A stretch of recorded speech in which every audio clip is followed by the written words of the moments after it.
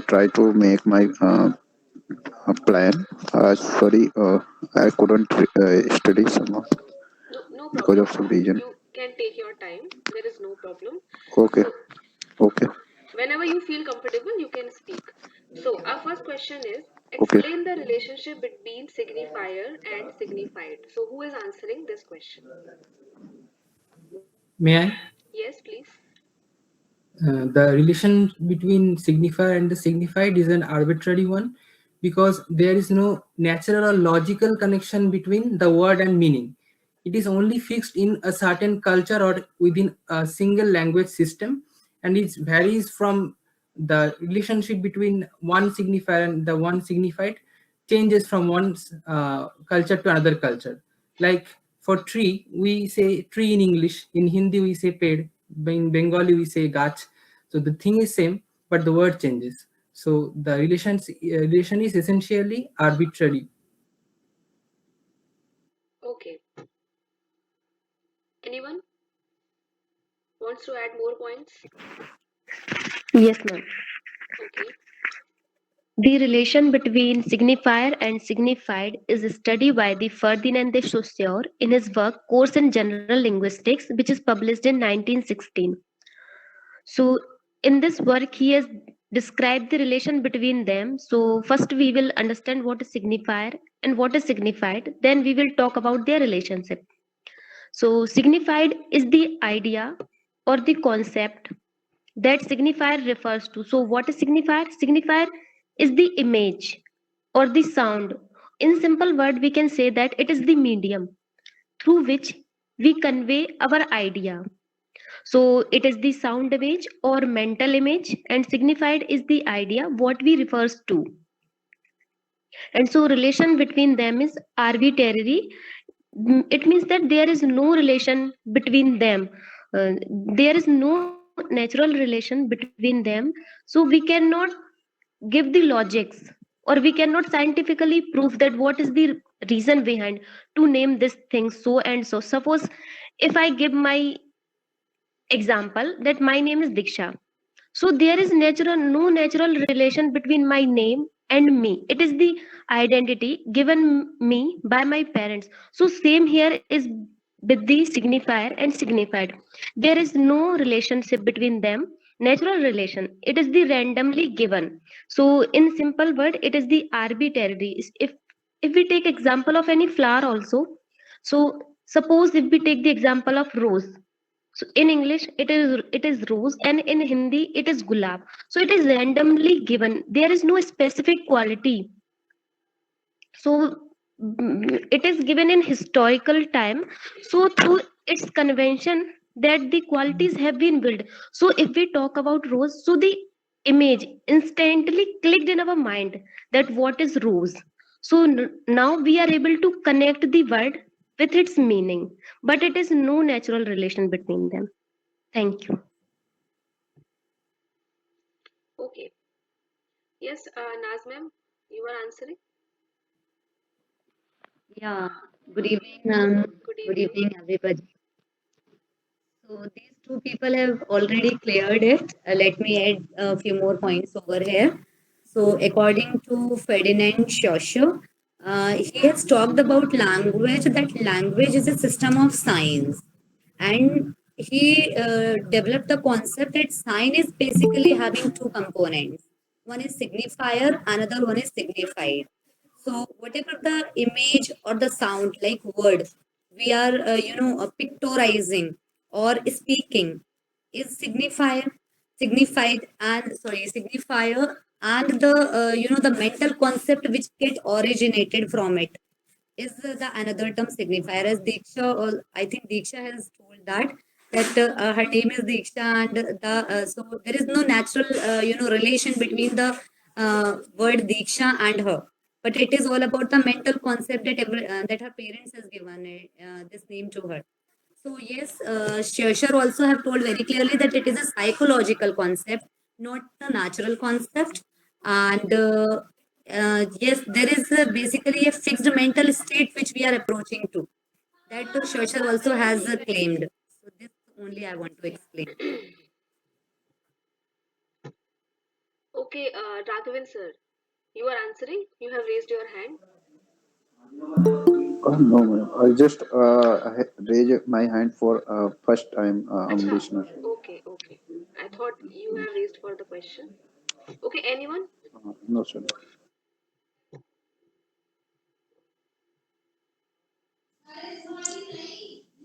Ma'am, can you repeat question? Question is, explain the relationship between signifier and signified. This is our first question. Explain the relationship between signifier and signified. Yes, the relationship between signifier and signified is arbitrary. Means there is no natural relationship between signifier and signified. Signifier means uh,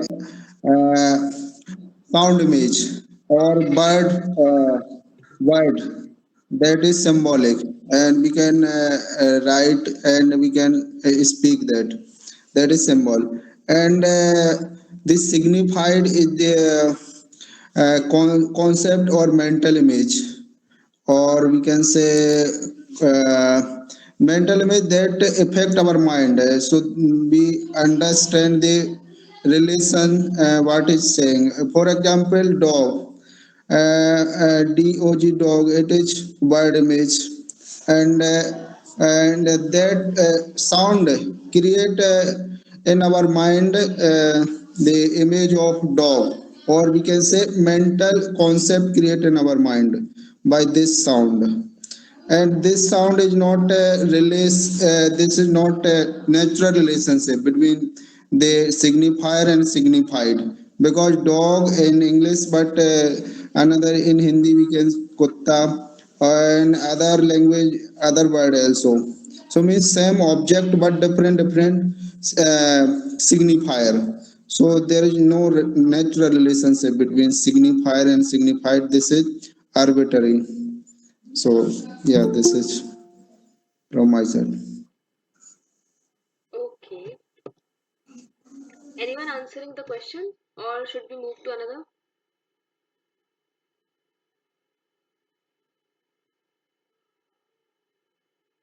Okay, so the next question is, what does Saussure mean by the linguistic sign? Why does he describe the linguistic sign as arbitrary? So actually, question is somewhat same, but try to understand that why does Saussure mean by the linguistic sign? So explain it in a very short and simple way. For example, you are answering an interview. Don't exaggerate it. Try to answer it in a very short manner. The question, you get the question?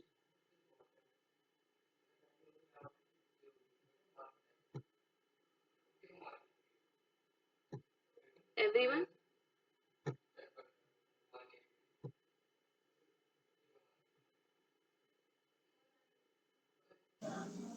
Okay, Akansha ma'am. So the linguistic sign is consisted of a sign, a signifier and signified. The signifier is the symbol or the idea, and the signified is the meaning or the concept. The sign is made of the two things, signifier and signified. The relation between the two is arbitrary, which means illogical. So because there is no relation between the two, and what the name of a thing and what it means, there is no natural or logical connection between that. Actually, that if we say pen in English and pankha in Hindi, there is no relation. Why we call pen in English and why we call that thing pankha in Hindi? That is what Shishir is saying when he was saying that the signifier and signified has no connection. The relation between the two is arbitrary. I think that is all. Okay. Okay. May I give now? So signifier and signified, according to Saussure, the relationship between signified and signifier, and that means sign is of two sign created by two uh, sign is the creation of two signifier and signified for language. And signifier first signifier is a word or sound image, and signified is mental image. And there is no relationship between these signifier and signified natural relationship. And second, he said that for example, if we take example of pen, pen because it is pen because it is not any other thing. It is not table. It is not cat. It is not pen. So means this is create difference from that concept. So this is the for meaning creation. This for anything and with relation to that thing, the mental concept or signifier and signified. And this is not relationship with other same thing. And we can say pen is not related with other thing for pen, for chair. So this difference is significance for meaning creation. And but the relationship between signified and signifier is arbitrary. It is not natural. So yes. Okay, Audrey, then Anamika.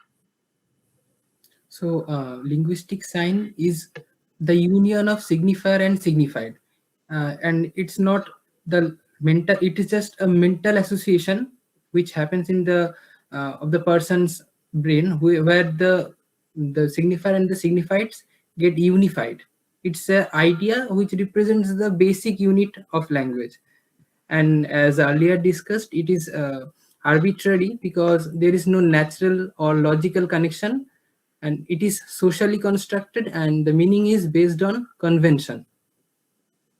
And ma'am, I want an advice that for example, like this questions, if we are asked that what is the relation between signifier and signified, so should we just mention the relation in one or two lines, or like we should start from who, like Saussure, then in which book, then what is signifier, what is signified, then come to the answer?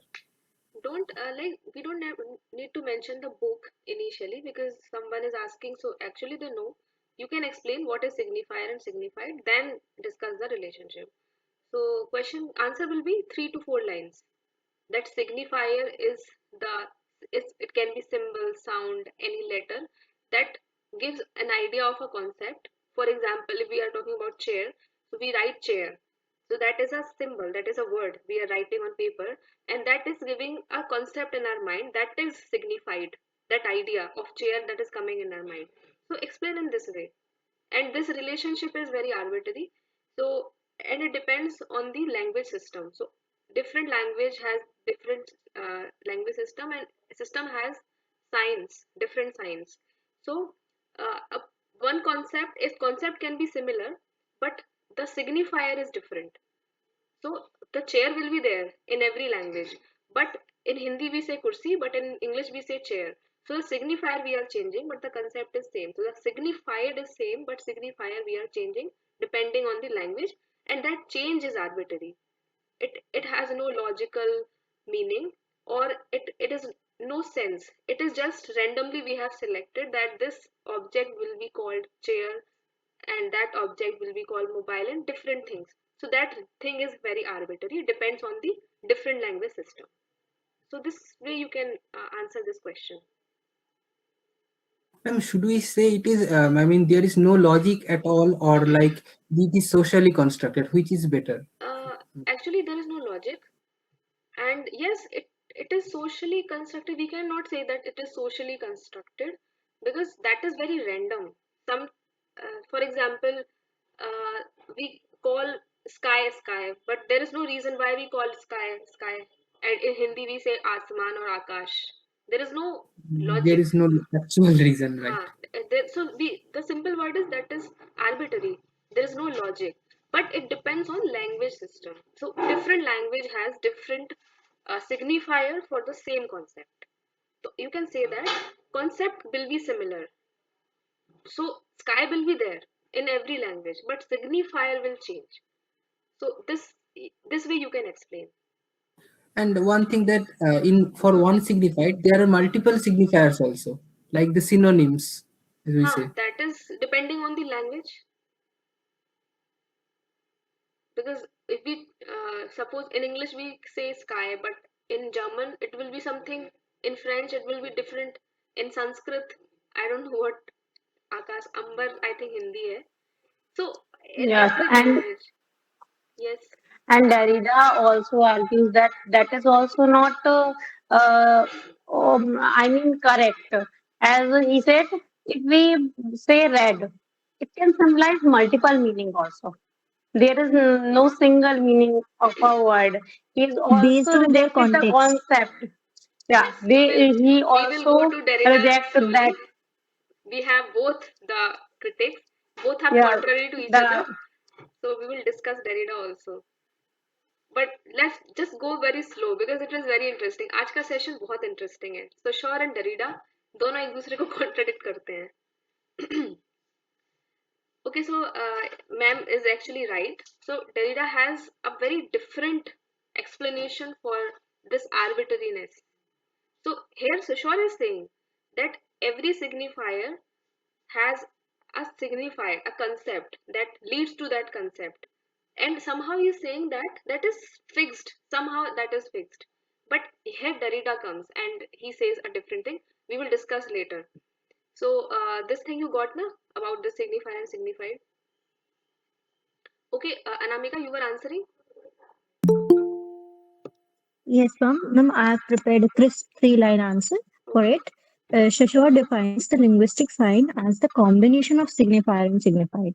He calls it arbitrary because there is no natural connection between a word and its meaning. For example, the same thing called as water in English, pani in Hindi, in means same thing in different languages, where the sign is si- concept is same, but the signifier is different. So this is the relationship between signifier and signified. That is why it is arbitrary. Okay. Okay, so if anyone wants to try, you can.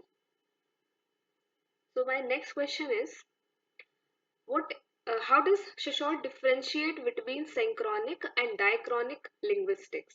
So these two terms were given by Shishor. So explain what is synchronic and diachronic linguistics. And this similar Ma'am, question may we I? have discussed in previous session, I think, when we were discussing the literary terms, or I don't know, there was a session we've had, hai na? If you remember. We had a session on Unit 9. Yes, in There Unit we had 9 we discussed have. this. Yes. So who is answering this question? Synchronic and diachronic Ma'am, linguistics. Yes. ma'am, synchronic is basically the study of the language at any given point in time. Whereas the diachronic is the study of the language through different period in history. Okay. Okay, next. So synchronic refers to synchronous, which means studying language at a fixed point in time. And whereas diachronic means it studying the language throughout its tradition from, I mean, throughout the history. And synchronic focuses on the structure or the system, and diachronic focuses on change and evolution. And Saussure prioritizes synchronic analysis because, according to him, language functions as a system of relations at any given moment. So he prioritized the synchronic study. Okay, next. according to Shishor, he actually given that synchronic study of language. The synchronic study of language study language at a particular time in the uh, period or era. Like he study English language in Elizabethan era. That is a particular time in a evaluation of language. He focuses on that structure and form that used at that time of that language. Whereas the diachronic study of language study language from the evolution of the language, like from the Anglo-Saxons till today, we are studying a language that can be called the diachronic study of language. So he proposed the new study of language, which he given the terms synchronic analysis of a language. According to him, as he used the structuralist approach, he used that synchronic analysis of language and ignored the historical part actually in this the study of language. Okay. Yes, ma'am. Synchronic study of language, it is deal with particular time in any period, or in we can say in present period or any period at particular time, and it is also study the structure of language, and at particular time. So structurally, it is very important, and Saussure gave the importance to synchronic study because by the structure it create meaning in language. And diachronic study of language, it is the study of at historical way or evolution of language. For example, if word chair and in previous era, in Elizabethan era, there may be another word for the same concept or maybe related with this concept. So this study of evolution type of the language, this we can say diachronic study, and for particular time of study of language, synchronic study. And in synchronic study, there is focused on structure of the language, and structure create meaning. So, so give importance to synchronic study of language because there is arbitrariness in signifier and signified. If we study in diachronic study, so because this cannot be studied in meaningful way. Before that, I think sure there was mainly study in diachronic way. I think. Okay. Okay, next. Next, who is answering? Ma'am, I just want to add one thing only here because everybody has explained well. The way Saussure has studied language, and he basically emphasized on synchronous study. So here he took language as a scientific function, Hmm. means as a functional thing. He took language, not as a historical incident. So that was the difference which other post structuralists rejected. That only I want to add. Thank you. Okay, so let's move to next question. Anyone answering? Akansha, sorry, Anamika and Deepika. Akansha, ma'am, you are Ma'am, answering. everybody have explained very well. So we should. Okay, so my next So next, question is explain Langue and Parole. The two concepts by Shishol, Langue and Parole. Ma'am, Lang refers to the language system, the whole linguistic system, and parole refers a single utterance or single word or single existence within this whole system. That is parole.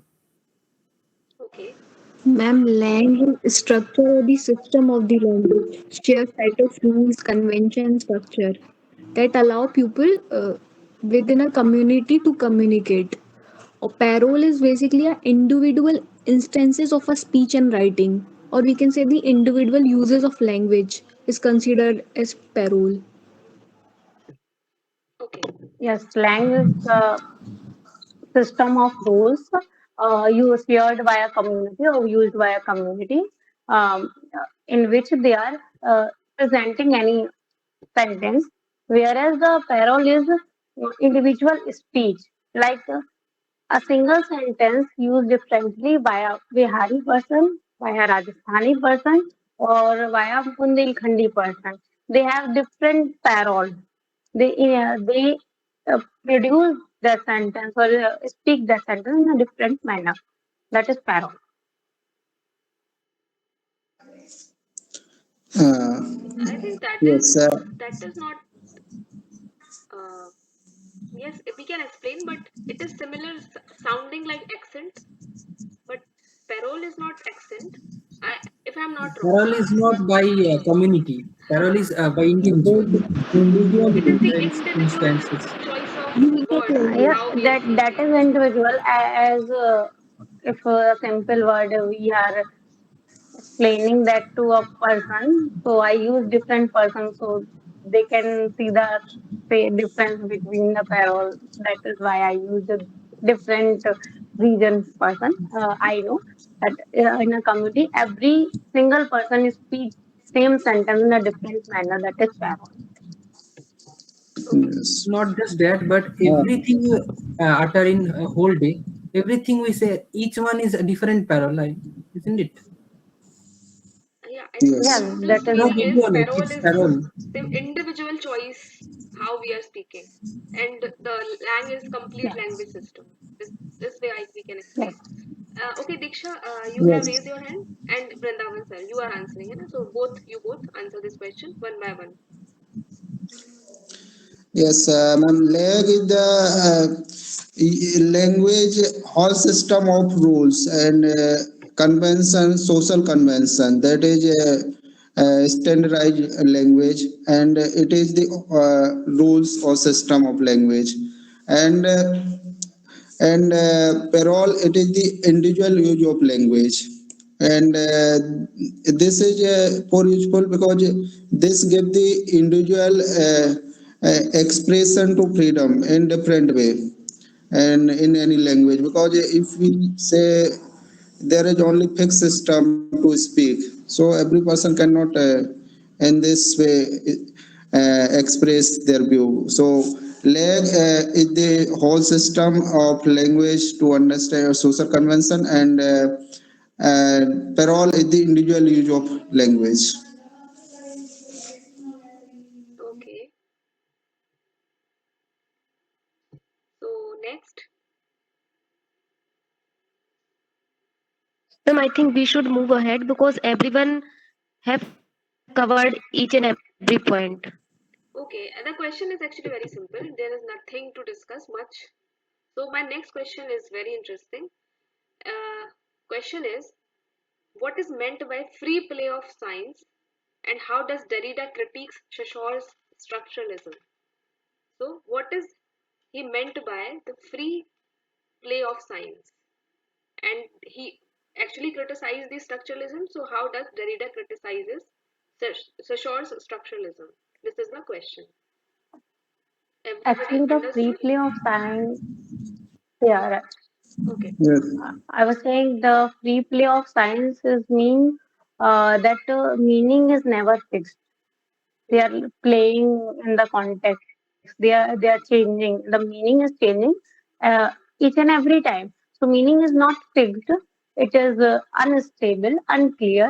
That is what Derrida mean by the free play of science, and he criticizing the uh, sure idea of meaning is fixed, and the signifier has a single signified. He was saying that one word has single meaning.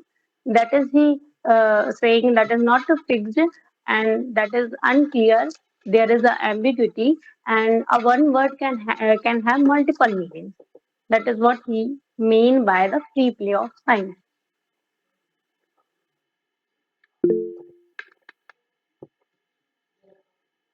Okay. Yes, Diksha, you Okay, answering? ma'am. Okay, so she raised hand first. So after her, Yeah. you answer. Okay. So sign play, it is the sign in according to Saussure, there is fixed meaning and between the signifier and signified. And but according to Derrida, there is not fixed meaning. It may be changed according to the context in different situations.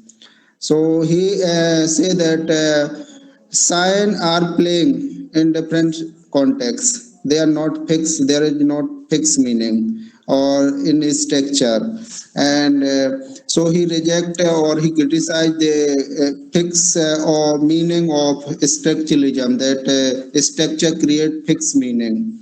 And in so he proposed new concept that we can say post-structuralism or deconstruction. That is there is no fixed structure and no fixed meaning. There is the play of meaning, and it is depend on situations and different contexts that create different meanings. Okay, Yes. yes. So, Diksha, you answer and understand the whole question. Also, suggest or tell how he criticizes the structuralism. Okay, so please continue. So, free play of science is a concept given by Derrida. The idea is that the relationship between words and their meaning is not fixed. They are always in movement. The words do not have fixed meaning.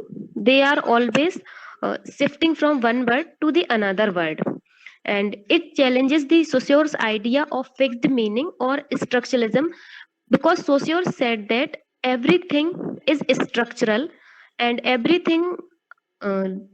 everything are in structures, and every word have its fixed meaning. So he argued that science never have a stable or fixed meaning. Suppose if we talk about red, so red is can be a color also, and it is a sign of danger also. So here we cannot say that the red is having only one meaning is of color. It here it signifies two things. One is color red, and other one is danger red. So here he says that it is not fixed. It depends on the person who is understanding the thing, the which way he wants to take this the word or the idea. Okay. Uh, I want to add one point that I remember. He said that one signifier refers to another signifier. So the signifier and signifier, there is no final signified. I think this is this create play in the sign. There is This no was the final quote. signified. There is a chain of signifiers and no final Yes, signifier. yes, no final signified, and so it create play in the sign. Yes. Okay, so let's listen the answer from Arundhati ma'am. Okay, you are answering. Yes, hello, good evening. Good So, evening. hello. Yes, you are audible. Okay, actually, I'm in very low network area tonight, so please bear with me. So, I think by free play, Derrida meant that he said that free play gets a chance in a text when we decenter it. And decentering, he called it as an event. So, what happens in decentering is that the center of the fixation of the meanings, it gets absent, and through this play gets a chance. And he also called it a play of signification, so which further into his lecture he calls multitudes of meaning. So this is one thing, and decentering is a very seminal and significant theory given by Derrida, which later went on to establish the deconstructionist school of thought, which postmodernists used. And then another part of your question is that how does he debunk the Saussure's theory? So Saussure's theory of structuralism, he actually debunks through taking the binary oppositions that Claude Lévi-Strauss has produced. Because Claude Lévi-Strauss, Lacan, um, even Roland Barthes to some extent were influenced by Saussure's structuralism. So here in this particular lecture, Derrida says that the nature versus culture, bricolage versus engineer, these kind of binary oppositions are actually ambiguous and self-contradictory. And yes, another thing is that Saussure's he keeps the signified, that is the concept or the idea fixed, whereas Derrida he keeps signifier fixed and signified changes. So to the same symbol, there can be multitude of meanings for Derrida. So meanings, and also in this lecture he said that there is also a possibility of no meaning at all. That is aporia, that is self-contradictoriness or no meaning at all, that comes from the text.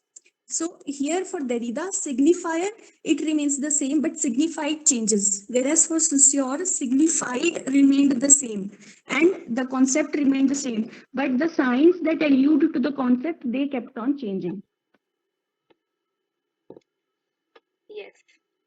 So, anyone wants to add more points to this question, or you want to explain it in from a Ma'am, different are we perspective? discussing the concept of center in this question also? What?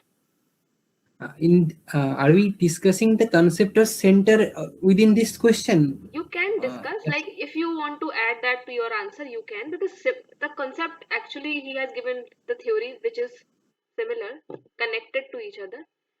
So we can discuss. There is no problem. Actually, he said that free play happens after decentering. He called decentering as the event. He also said that reciprocal destroyer should be used.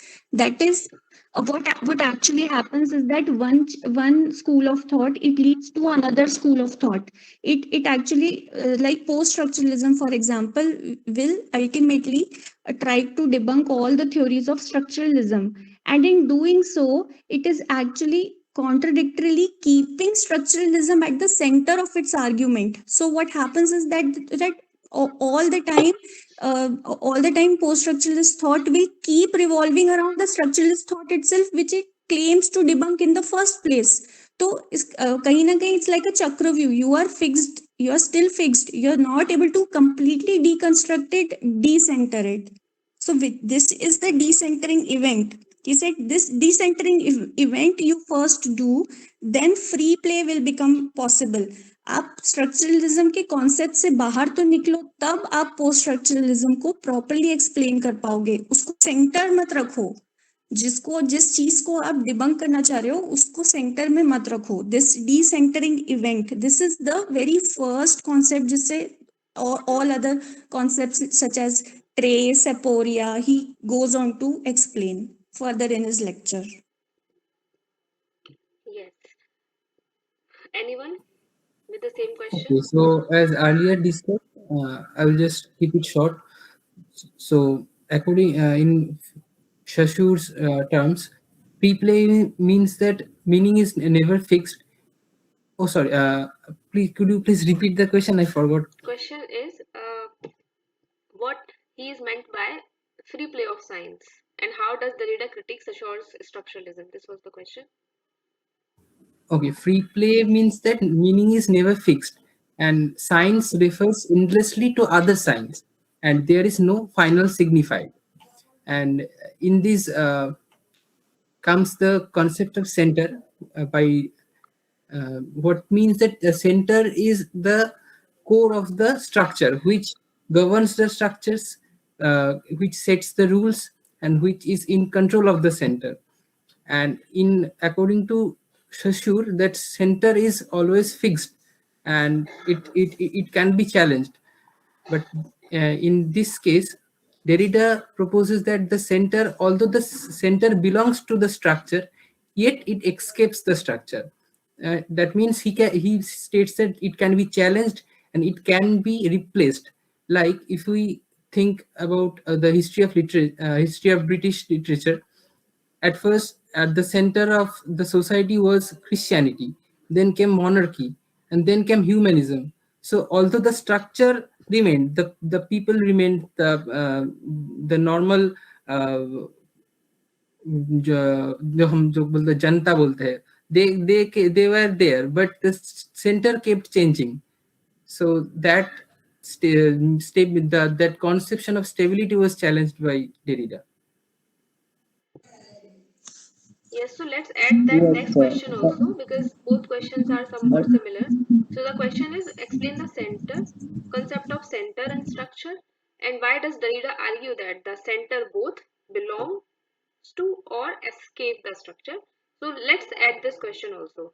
Now explain the concept completely, like what is center and what is decentralization. Okay, and whatever you have, you can explain this concept of Derrida. Okay, sir, please continue. You were saying something. Yes, I want to add this point, decenter, or according to Saussure, there is a structure and structure has center. And it is the main criticism according to Derrida because there is no such type of center in reality. For example, in theology, there is a center God, and for humanism, there is center man, and for uh, another theory that is belong with some center. For humanism, there is center man belong with. This concept. So decentralization means there is no fixed center. If center is not fixed, so this can create multiple meaning. So this I was want to say. Okay, anyone? I know these concepts are very confusing. So listen everyone's answer carefully. Maybe you will get a simple answer or you will be able to frame your answer accordingly. Anyone wants to I add want something? to say something. Yes. Uh, as we are discussing, the center has changed. For what we are studying, the meaning. So the all the theories like structuralism, deconstruction, or we can say historicism, new criticism, they all saying about the meaning, and they are using different approaches.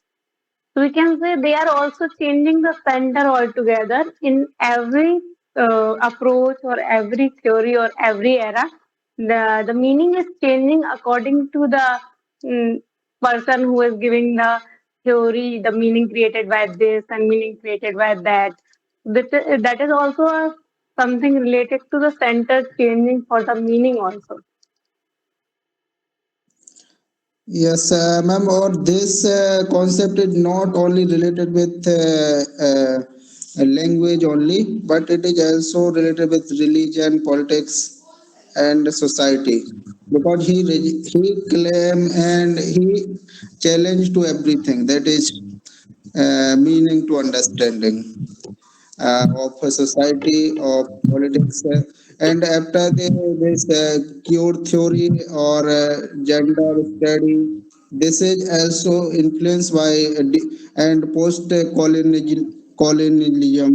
This is influenced by this post structuralism. And I think this is very similar for in material science, physics, quantum physics. That is very confusing, and because this is not have fix, but it have to belong with structuralism, but it itself reject to it. But without structure, we cannot create meaning, but it is self-contradictory. Hmm. And for new understanding, this is very subjective way we can say. For there is two types of reality. There is objective reality and subjective reality. So every person to person, this is create meaning. So I think this is But if we self-contradictory discuss concept. on the basis of language, so what I have understood for myself, so what Shashor talks about, he says that every language has a structure or a system, and that system has few signs, and a sign is made up of signifier and signified. So Shashor says that signified is the concept which is fixed, okay, and we have a signifier, and different language system have different signifier for the same concept, okay. And also the binary oppositions, like something is black, so that is black because that is not white, or something is white because it is not black. So this is the binary opposition relationship between words, how we are explaining a word. Okay, so this is another concept in signify and signified. So Saussure is saying that there is a structure, there is a center, and everything is fixed. Somehow it is fixed. But now Derrida comes and he says that there is no center. And then comes that phrase ki signifier comes back after signifier, chain of signifiers. So just take the example, very simple example. Suppose I say a word chair. Now in my mind, I have a chair, wooden chair, the concept of wooden chair. But maybe in your mind, it will be a rocking chair. It will be a chair like that we have on office with wheels. So three different concept, three different ideas with the same word chair.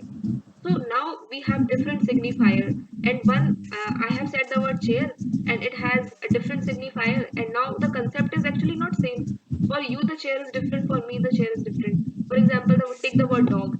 In my mind, there is another dog. In your mind, there is another dog. Both the concept are different. So just Yes, two so difference I have spotted in these two theories. Actually, it is very difficult to understand Derrida and yes, so Saussure. I'm also saying this same because you say there is chair.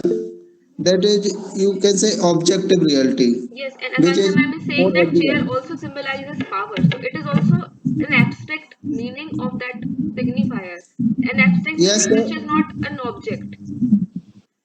but you say chair, that is objective. But if you say this is symbol and this is language, and this create for every person different perspective and different understanding of the same object. So this is I'm saying that this is objective and subjective. This create like that. Yes, so I think Subjective this can be, reality. we can explain with the help of language, that this is decentralization, that there is no Yes. center, there is no fixed meaning, and every word or a sign or symbol is actually signifying to a different concept that we can call signifier also. There is a chain of signifiers, but not a fixed concept or the fixed signified. So this is how I explain for myself, because it is very difficult. And Derrida is a person, आप जितना पढ़ोगे आप उतना confuse होते जाओगे. Still, I take Yes. lots of time to understand his concepts. I It's very difficult. I I also read that Derrida is said that there is no ultimate truth. That is philosophical concept. That There is is no the center ultimate or truth. signified itself. Center is the concept of center is related to the ultimate truth. It doesn't exist. Yes. Yes, Derrida has said that free play happens when there is no affinity for truth. He explicitly said in the lecture, stop going after in search of objective truth. This is a line in the lecture. So it becomes philosophical. From here on, the whole Yes. thing becomes philosophical. And to better understand Derrida's concept, there are two theories, postmodern theories, Lyotard's meta-narrative and Agamben's homo caesar. So please, both of you guys do check it out. In that, this reciprocal destroyer, this difference, all this culminates very properly into socio-political happenings that are rooted in our contemporary social reality. So in this point, this lecture goes beyond language and literature, and it enters the sphere of like our lived reality, you know. And if we understand it through social phenomena, we will understand it better. Because in fiction, what happens that there is always an objective truth. There is always an affinity of the truth that the author is intending to, make us understand. So somehow we are not able to decenter. वो उसी में हम कैद रह जाते हैं. But when we see around us multitudes of reality and every day contradicting each other, we understand Derrida much better. Is what I think. Yes, and I think this he was more philosophical, and because it is not for only study of language, but he rejected and philosophy itself and Western philosophy and thought, and because there is fixed and there is center of Western thought. He also claimed these philosophical thinking. And after the Derrida, there is a post-colonialism and cure theory and another after postmodernism. I think the theory is also influenced by Derrida concept of deconstructivism and post-structuralism. Okay, so I have not mentioned this question in the question. So let's discuss the concept of difference that Derrida has given. So if anyone wants to explain it, what is this concept? And also there was a term logocentrism. He also talked about logocentrism. So explain these two terms, logocentrism and difference.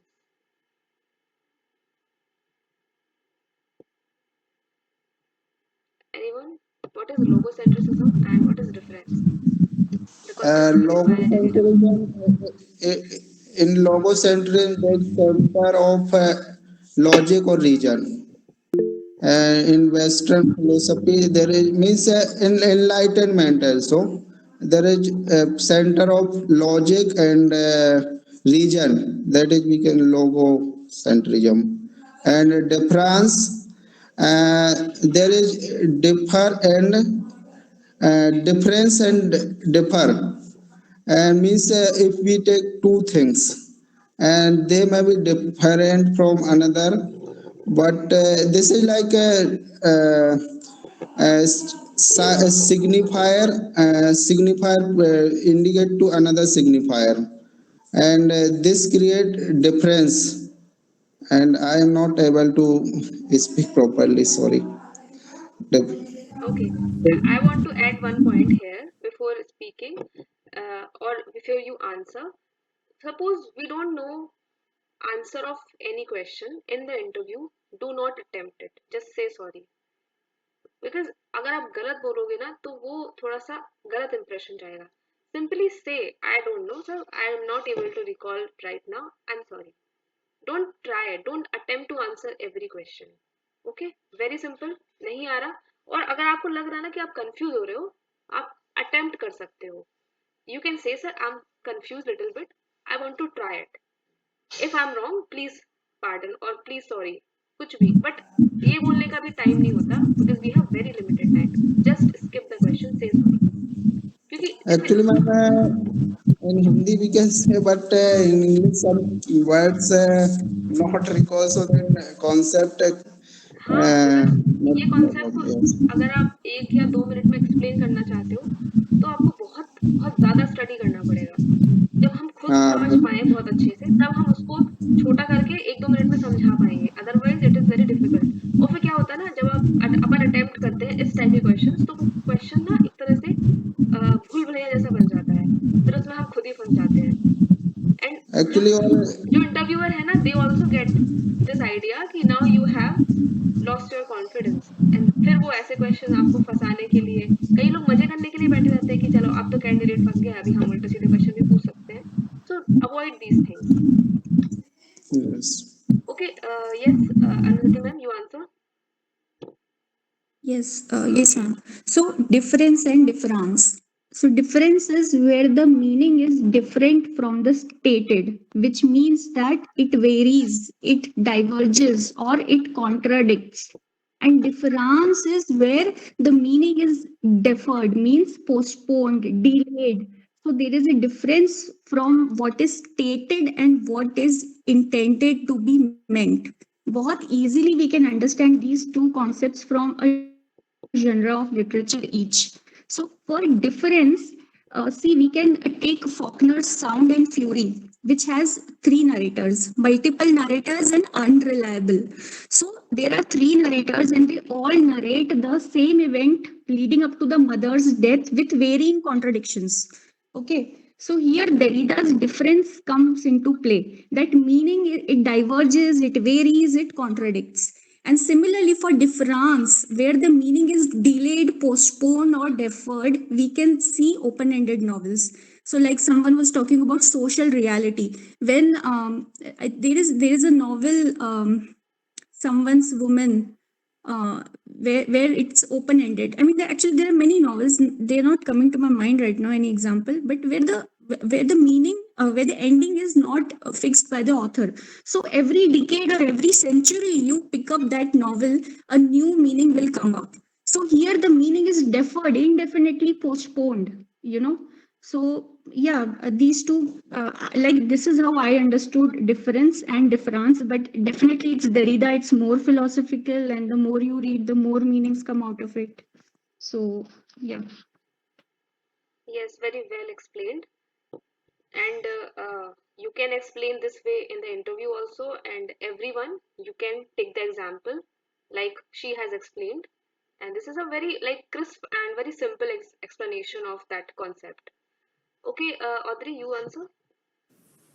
Okay, so from my understanding, the term difference coined by Derrida means comes actually in the course of meaning making, how we generate a meaning. So the difference means two things at once. That one is difference and deferral. So difference meaning is created not by reference to a fixed reality, but through difference between signs, which you said that binary opposition, that this is white because it is not black, this is day because it is not night. So that's one way. And at the same time it goes with deferral, which means that meaning is not truly present or complete. Each sign refers to another sign, and so one signifier continuously repeats to another signifier. So in meaning making, these two things come together, that difference and deferral, and these two together is a coined difference by Derrida. And if we talk about logocentrism, it's actually the thing we discussed earlier, that is the finding for the center. Logos means center. So what Derrida challenged in Saussurean structuralism, that need for center, or that fixation of center, that Derrida challenge. He went against the logocentrism. And also this difference also exposes the illusion of center, and where there is no ultimate meaning or truth. Yes, actually he was against of that logocentrism, है ना? Yes, yes. Okay, anyone with any new points or explanation you want to give? Yes, ma'am. In this, according to Saussure, difference create meaning. Difference is helpful for creating meaning. Hmm. But according to Derrida, difference create difference. So this is related concept. He give the importance, but Derrida not give the importance to creating meaning by difference. Yes. So anyone with the same Yes, concept? Okay, ma'am, you yes. can answer. The Derrida given the term difference and difference. Here is the difference mean the difference between the two meaning. As he was saying, difference like Saussure given the binary opposition that is night because it is not day. That is difference. But the term difference mean the difference plus delay, the deferred meaning which is delayed. Like the meaning is not always present, fully present. It is postponed. The meaning is never final. It can be changed by the time. It always changing. So it is depending on the time. It is like sliding. It never has a simple single setting. It never stops on a single meaning. That is what he meant by the difference. Okay. Okay, anyone? Or should we move to next question? बाकी लोग, अगर आप कुछ बोलना चाहते हो after listening everyone, अगर आप भी अपने कुछ पॉइंट्स रखना चाहते हो तो you can. I missed the second question also. The logocentrism. Logocentrism. Actually, the Derrida given importance to the writing. He said the in Western philosophy, the pupil more focuses on speech over writing, but he criticized that concept. He is giving the importance to the writing over speech. Uh, he challenges the Western philosophy of single truth and single meaning. That what he already explained in the concept of difference. So logocentrism means he focuses on the writing over speech that challenge the idea of the logocentrism in the Western philosophy. What Okay. you mentioned is phonocentrism. No, I said logocentrism. Is speech over writing over speech. He was saying. He was saying the Western philosophy focuses on the speech, It whereas is phonocentrism. Derrida given the Prioritizing speech is phonocentrism, and prioritizing a center is logocentrism. The center can be anything. A no no real individual. though these two are related to each other. Actually, I Yes, also actually, um, also said that he criticized there is no single truth. yes, So yes. yeah, they Actually, to counter logocentrism, he offered literature as a solution. Why? Literature means writing. Why? Because when you write, it has the propensity for free play. When I'm saying something, my meaning is logged in the words that I'm using. But when I write the same things and distribute it, every reader will interpret. There will be a chance to free play for meanings to yeah. occur. Therefore, Uh, to if something is counter written, it logocentrism, can he be. offered literature as solution. ऐसा बोल सकते हैं हम. So yes, what sir is saying phonocentrism, but he did not talk about phonocentrism in the lecture. Yeah, he given the Tama edge writing. He was saying that the he challenges the truth. As if we write a thing in a book, it can be changed by the time by the different reader who read that. He challenges the truth, which is speak in a present time can be challenged in the after. So that is how he criticized the Western philosophy, the one single meaning or single truth, uh, which is present in the speech. So he was giving the importance to the writing. I was saying the two concepts to explain the one. I think. Ma'am, may I? Yes, please, ma'am. Okay, I think the man is saying, Akansha ma'am is saying about this logocentrism, the preference of writing, no, the preference of speech over writing, that is related to metaphysics of presence, which is always favored over absence. Here also binary comes into play, and presence is always favored over absence. In case of speech, the speaker is present, right? And in case of writing, the speaker is absent. So this presence, metaphysics of presence also comes into play here.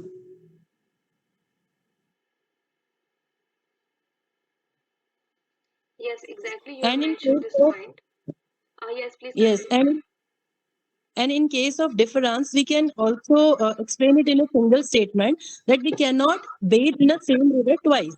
The moment you touch that river water, it becomes another river. You are understanding? Matlab, I am just saying you cannot bathe in the same river twice because the another moment only the river flows next. Matlab, the meaning changes. The moment you utter something, that is a signifier. That signified it denotes changes. For example, if we get to the dictionary meaning of cat, a carnivorous animal with four legs, right? But a person who is new to the language, he will look for another meaning for carnivorous, then he will look for another meaning for flesh eating. So like this chain goes on. So the definite meaning or the fixed meaning is never reached. I think there is many Yes, concept by you well Showalter. explained. Oh, sorry, Derrida.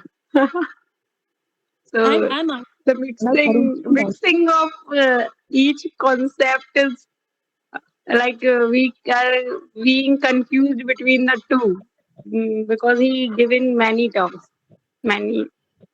ma'am, I'm just discussing one thing. Matlab, I'm asking, in fact, from Arundhati ma'am, because I think she has got a wonderful base regarding Derrida's, lectures and all. Can't we see Hamlet in a difference light? Because Hamlet has no fixed meaning. It never reaches anywhere. We never reaches anywhere whenever we go through Hamlet's text. So can't we relate it to Hamlet? because there is no fixed meaning, there is nothing, no structure. Yes, actually, Hamlet has been studied as a prototype of absurdism. So, absurdism, metafiction, sci fi, dystopian narratives, these all came as a reaction to Derrida's philosophy. Actually, postmodernism is highly inspired by Derrida. So, because we are now discussing Derrida and we realize that it is not easy, it is not objectively, we are not even able to define it. So similarly, that is the case with postmodernism. Postmodernism again becomes an umbrella term, and a lot of philosophies are, crammed into it, like biopolitics also, Foucault's biopolitics, Mhm. panopticon. So why behave? Why we behave? We behave because we are being watched. There is also this contradictory meaning. We are not behaving because we are ethical, because we can never know, are we behaving because we are ethical, or we are being watched, because very early on we are conditioned to be like that. So again, what is the meaning of Like, self? So it is actually, it's a huge plethora of literature and socio-political theories. Derrida's actually this event of Derrida's lecture was seminal. The way we understand literature, it actually comes from Derrida, and we cannot just think of it as a passing text. It is something that is deep rooted in literary philosophy. So it attempts to define the world that we are living in. So yes, we can do this Derridan study of actually any text, because it becomes a critical lens after all. But I mean, yeah, Hamlet also, even King Lear also, because King Lear also we can study it as a critique of parenting. Because what actually King Lear did, he was not wrong. What he did, we expect a lot from our children. So that also comes from difference. That meaning, it contradicts. It varies. Mhm. So yeah, we can do that. Okay. And Thank you, actually, ma'am. you what are Rishi saying, ma'am actually said, no, it is transcendental signified. This term also Derrida has given. This transcendental signified, this chain of events, of meanings. Mhm. Signified means meanings. It opens up. So I love Derrida. Derrida is my favorite. But you can never get actually, to the end, you can never get to the end what Derrida wanted to convey, or in fact, we are not able to understand exactly what he conveyed. Yes, बंदा खुद ही बोल रहा है कि don't get without any from any meaning. So why are you trying to make a meaning of this meaning of that? Someone's mic is on, please off, because there is disturbance. I was actually, saying that Derrida himself I'm says asking that you don't something. make any fixed meaning. Okay, speak So one why more are time. you trying to make any meaning for that? Sorry, I can't get you, Anu. I couldn't listen to you.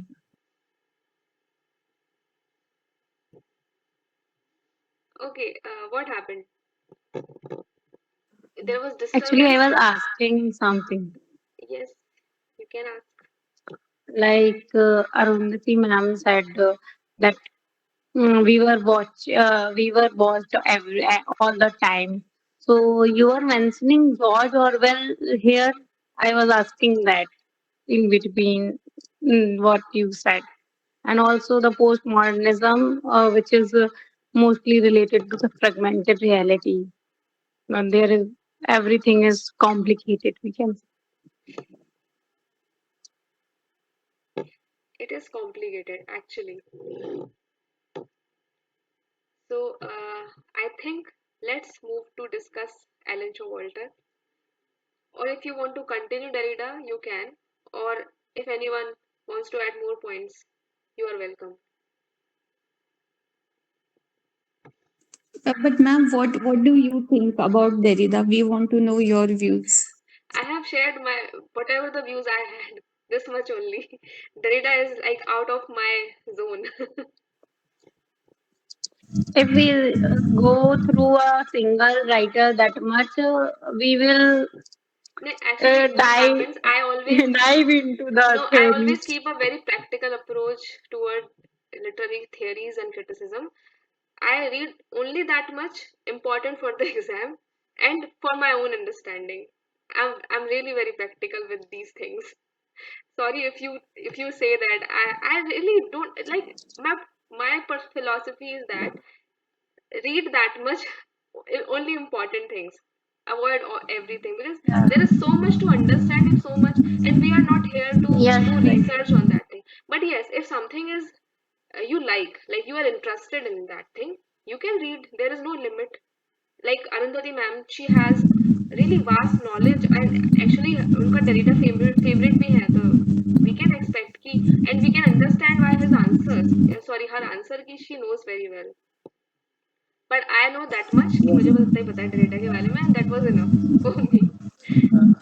So, ma'am, Actually, I when want to I say, first read structuralism and deconstruction, I was confused. And how much you read, you are getting so much in that theory. So I just read the main concept, the difference between the two, and that's it.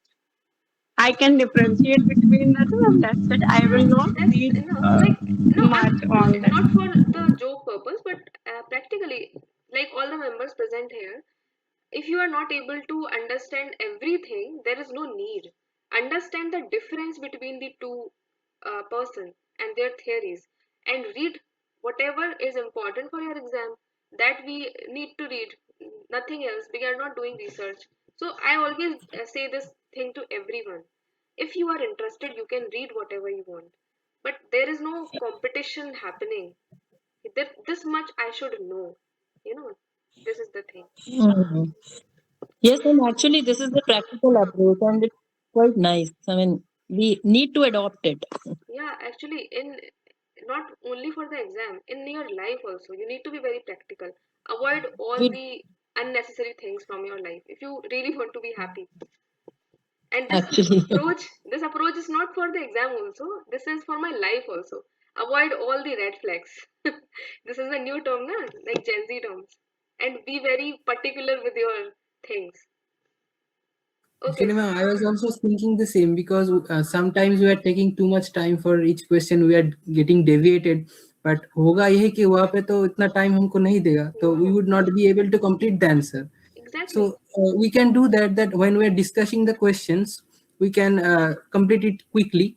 But and after the questions are over, then we can discuss on the our favorite topics. Definitely. That's why I said ki, because I'm recording these sessions, so we will record the questions first so that we have the limited time for the session. And in the end or in the initial, we can discuss, so that I will stop the recording and you will get the limited important minutes. So you will not waste time while watching all the lectures. Suppose we have discussed the topics and the discussion is very good, तो आप इसको बाद में देख सकते हो to revise how you answered, और आपको किसी का point अच्छा लगा था आप उसको दोबारा सुन सकते हो, and everything is available on YouTube. But what happens if we discuss other things, so फिर उसका time बढ़ जाता है, फिर आप जब दोबारा से जाओगे, so actually जब हम ये जो अभी हम discussion कर रहे हैं ना, आपको दोबारा सुनोगे ना, you will not enjoy these things. So we will discuss other things in the end. Okay, but something is the part of your lecture, then we can discuss that thing. Okay, so next question is, explain the three phases of women's writing identified by Ellen Showalter. Okay, so she has discussed those three phases. Explain. So first phase is the feminine phase, where women try to imitate the male literary norms and to try to get into the same level of for the as the male writers. For example, George Eliot, that from 1840 to 1880. Then comes the feminist phase from 1880 to 1920, where women started to protest patriarchy and they tried to make themselves better than the male or the patriarchal authors. And then comes the female phase, which is from 1920 to till now, and where it demands a separate genre for women, not for competing with men, but explore the female's experience solely, which focuses on the female identity, body, and female language. Okay, next. Yes, Diksha ma'am, answer. Yes, ma'am. Three phases identified by Ellen Showalter are: First one is feminine phase. So it is the early stage of women's writing in which they imitated the style, theme, and structure of male authors. They are copying their styles. The writers lies here are Jane Austen and Charlotte Bronte. The second is the feminist phase. In this phase, they asserted their own voices and challenged the traditional roles fixed by the male authors. In this, they began to demand a literary voice of their own.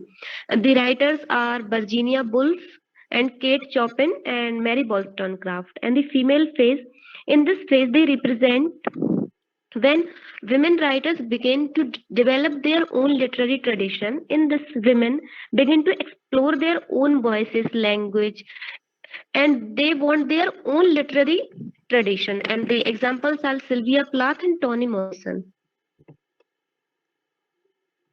Okay, next, Akansha ma'am. So Alice Showalter given the three phases, where is the first phase is feminine phase, the early phase of feminism, in which she said the female imitating the male, how they work. Like Charlotte Bronte use a pseudonym for her works. Uh, they are imitating the male, and the character were the female character of always oppressive and submissive in their works. The second phase is feminist phase. In this phase, they protest against the and resist and protest against the male patriarchy, in which they challenges the male norms and ask, fighting for the rights of women. Where the third phase is female phase. In this phase, they do not imitate and do not protest. They were going for seeking self identity. The phase is focused on the female self identity. They are asking for the female literary tradition, the female writing, which were lost in previous time. So they were seeking for the own identity without comparing a female to a man. They are saying that female has their own identity. They do not need to imitate or see the opposition between the two genders. They are saying we have to create our own identity in this space. Till today, this is we are the female finding for our own identity. Okay, Vrindavan sir. Yes.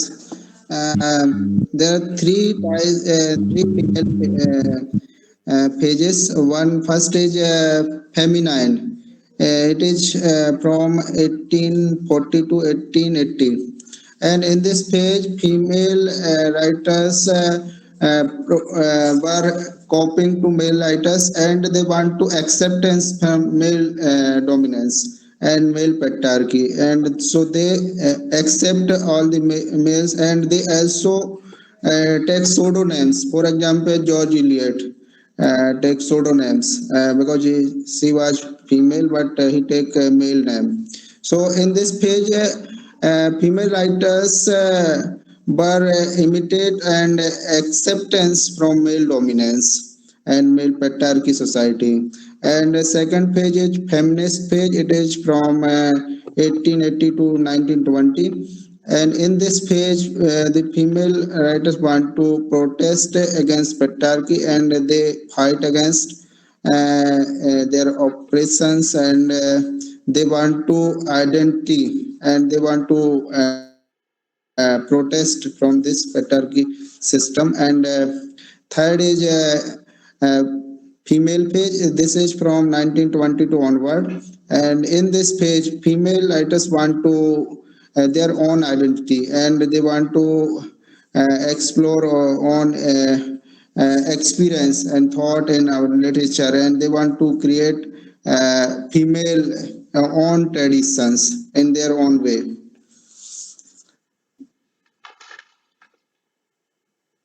Okay. Okay. I want to mention one more thing, that Yes. a very distinguished feature of female face is that they focus more on the female body and sexuality, without like